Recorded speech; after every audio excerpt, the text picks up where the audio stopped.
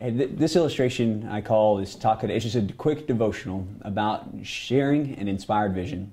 One of the things that we see in Jesus' early ministry is that he got an early group of followers together. And in John 1, these guys decided to follow him, to be with him.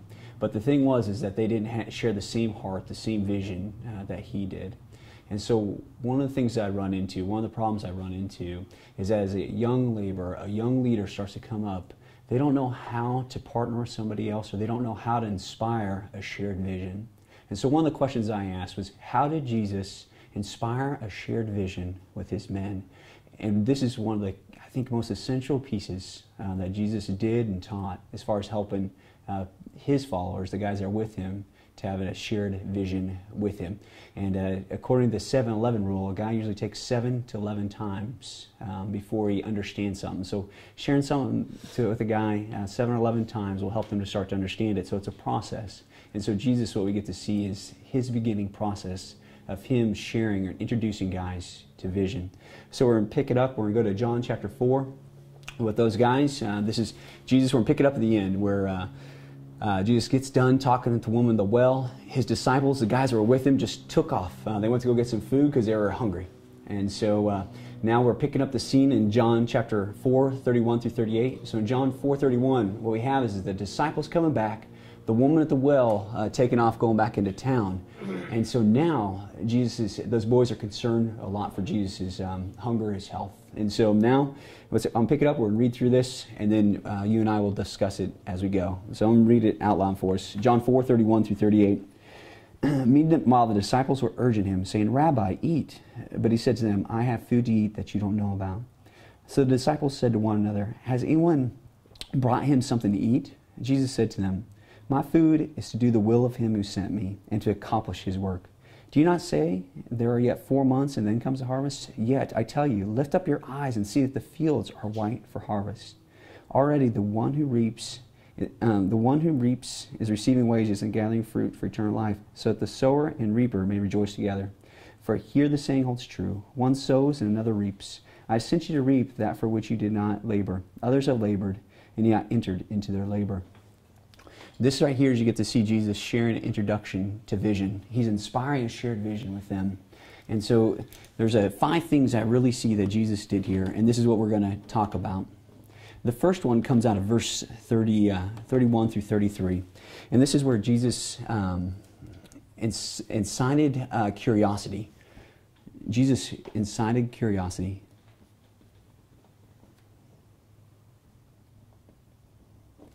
Verses 31 through 33.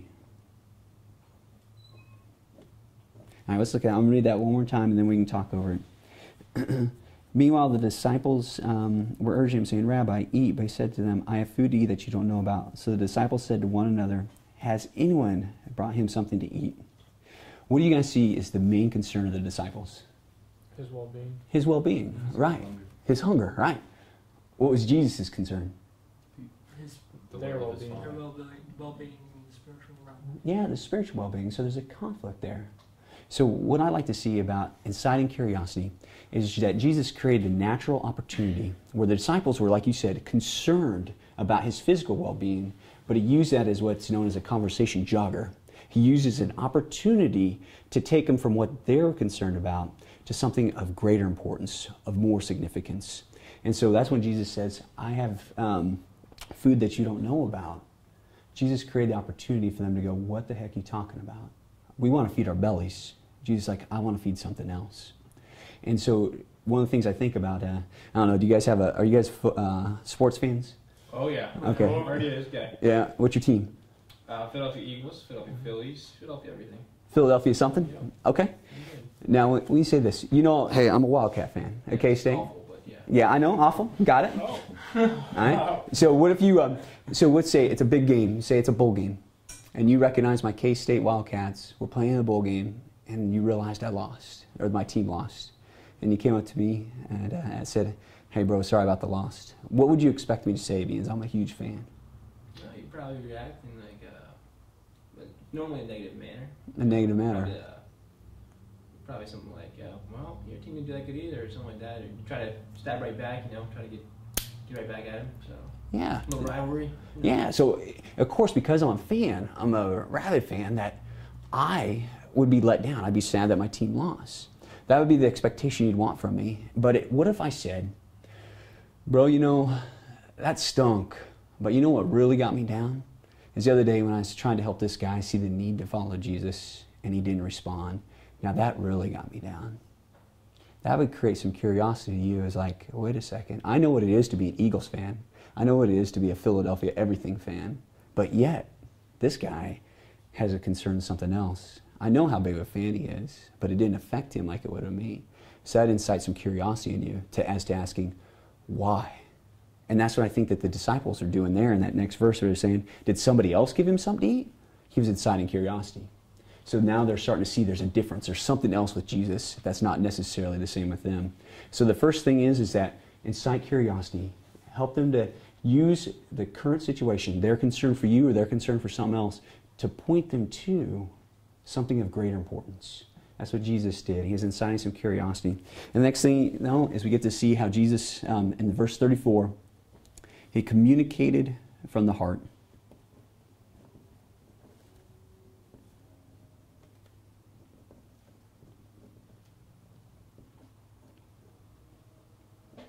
Okay, I'm going to read that real quick. Jesus said to him, my food is to do the will of him who sent me and to accomplish the work. What was on Jesus' heart? His Father's will. His Father's will. You else got anything? Yeah. What was on his heart was to do his Father's will. His priority was to do what God wanted. Jesus shared with him directly from the heart. He shared with them what a priority was to him. And what you get to see at that moment is Jesus is sharing with them at the heart. The disciples are recognizing there's a values clash. There's a perspective difference between Jesus and myself. And so when Jesus shared from that heart, he helped them to see that there's something different about him. So one, he used the conversation jogger to incite curiosity. And then two, he got to share with them his heart. He got to share with them something that was different than theirs. And he told them the truth. And so that's one of the things that if he was talking to me about my football team, and next thing you know, I told him that, hey, I'm not that sad. And then I wasn't sad about my football team, but I was sad that guy didn't want to follow Jesus. Then I could share with him, or lead into sharing, bro, I'm sad, or it saddens me because I know what Jesus has done in my life. I know how he's helped me. He's given me the peace, hope, and purpose that I've always wanted. And I wanted to help that guy to follow Jesus because he needs those things just like I did. So now I'm sharing with him my heart. I'm sharing with him the core value of who I am. And that conflict can occur. That perspective clash happens. That value clash is okay. And that's what Jesus did there when he's communicating from the heart. The next thing that we get to pick up and look at as it comes out of verse 35. Jesus painted the picture.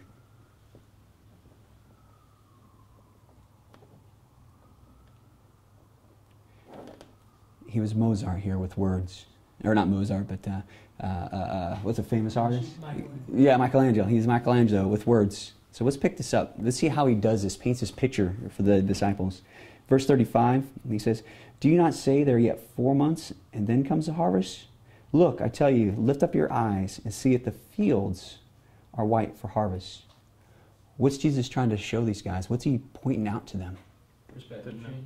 What's that? Perspective change. Perspective change. What were you saying? That now's the time to really go out and search for people. Now's the Yeah. time. Yeah, he said, Don't wait. yeah, not yet 4 months. Shoot, now's the time. Absolutely. Created urgency. What else? Did you guys see anything else? There was 2 things after he created the urgency that he really pointed out to them. There's 2 different ideas he pointed out. Did you guys see the 2 things? To wake up and look around. To wake up and look around right at the field. And then he said, look at the harvest. What's that? They're ripe for the harvest. They're ripe for harvest. He said the field. One of the things is that a football player knows he's got to play on a football field. A tennis player knows he's got to play on a tennis court. A musician knows he can play in an auditorium. A player knows where they need to play at. An athlete knows where they need to go. Jesus needed to help them to see where their field was, where they needed to play at. And so what he did is, as those people were coming towards him, Jesus looked out there and he saw them. He says, your field is that town. That is your field. That's your playing ground. And so he gave them the playing field.